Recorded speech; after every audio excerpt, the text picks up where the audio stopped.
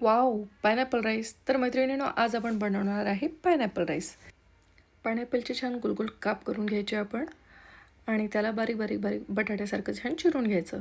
मी 1.5 वाटी तांदूळ घेतलेले आहे. याला स्वच्छ धुवून घ्यायचं आणि उकळत्या पाण्यामध्ये याला छान वाफ येऊ द्यायची. त्याच्यामध्ये पाण्यामध्ये आपण 1 चम्मच तेल घातलेलं आहे, चवीपुरतं मीठ घालायचं आणि याला छान वाफ येऊ द्यायची.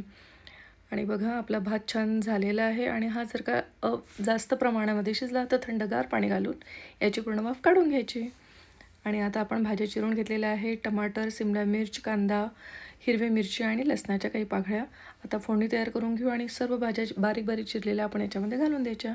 आणि हिरवे वाटाणे तुम्ही याच्यामध्ये स्वीटकॉर्न देखील टाकू शकता तुमच्या आवडीप्रमाणे.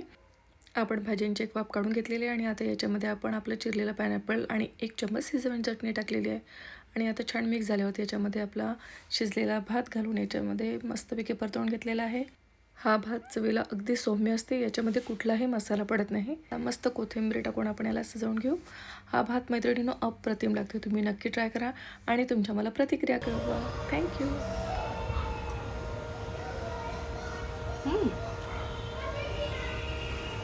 बरे. तर मैत्रिणींनो, तुम्ही नक्की ट्राय करा आपला हा पायनॅपल राईस.